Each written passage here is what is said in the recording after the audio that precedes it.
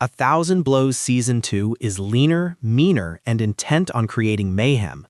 Unsuspecting audiences best beware, because Stephen Graham, Erin Doherty, and Malachi Kirby are in formidable form.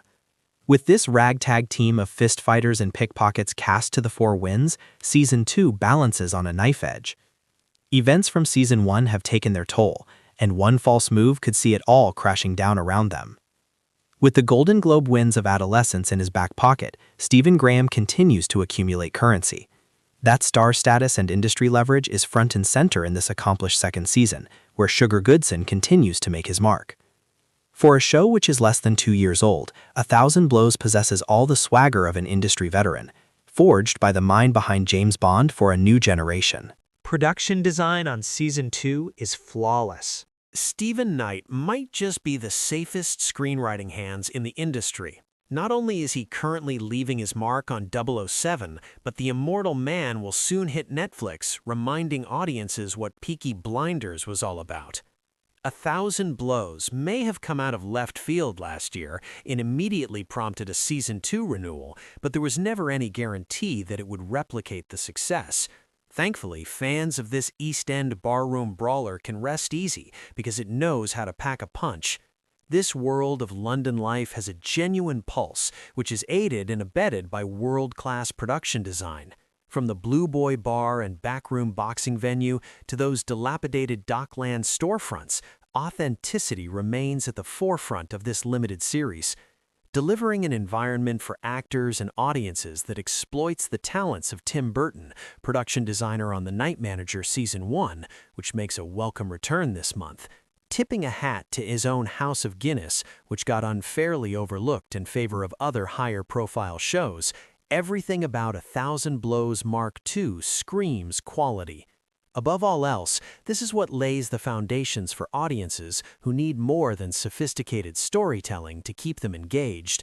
By broadening his scope beyond this London borough and venturing into high society, Stephen Knight gives Sugar Goodson, Mary Carr, and Hezekiah Moscow something else to contend with.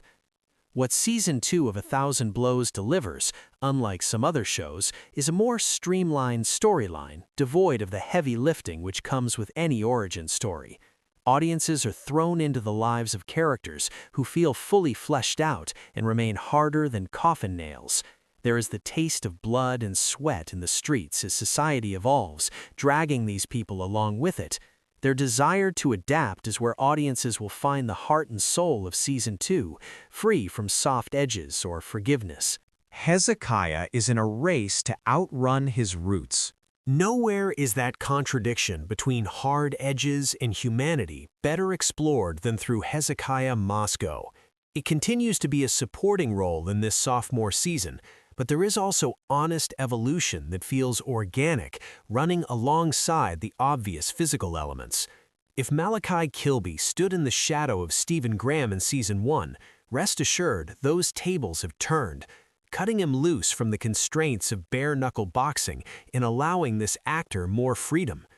As an ensemble piece, A Thousand Blows goes from strength to strength in this second season, giving each actor their moments to shine in a show that continually raises the bar. Although Malachi Kirby might get an expanded role this time around, audiences will appreciate how understated he remains. Hezekiah has always been more civilized than half of high society, and it is that journey and their realization which gives Season 2 the extra depth it requires. If anything, Malachi Kirby does less with even more, giving audiences a performance so nuanced that this Jamaican bare-knuckle boxer subtly dominates without breaking sweat. Stephen Knight not only gives this character the dignity he deserves at a time in history when skin color meant so much, but the political and racial elements that Hezekiah represents broadens the conversation for contemporary audiences, rising above the revenge subplot that defines much of his story and branching off into unexpected directions.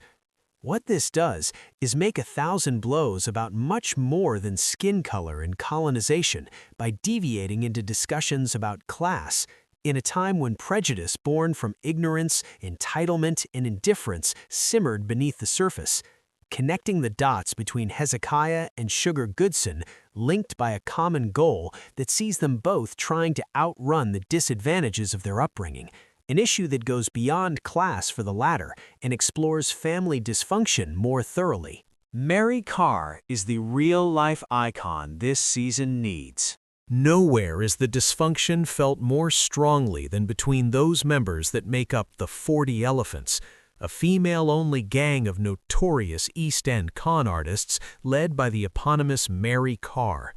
Introduced in Season 1 and as much a part of Dockland life as drawing breath, she cast her spell over the Goodson brothers and Hezekiah Moscow, among others.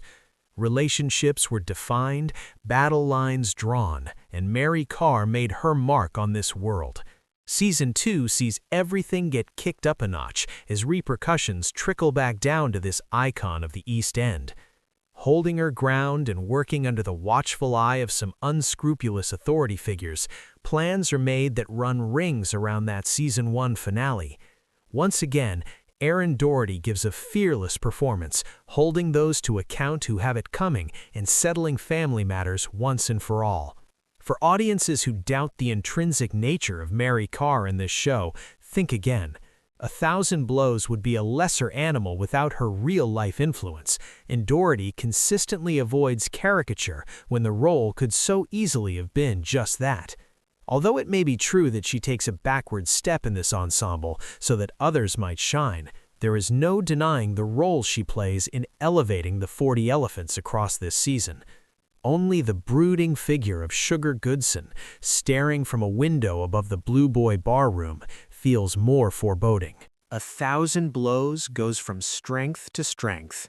No one takes more of a backseat in 1,000 Blows Season 2 than Stephen Graham.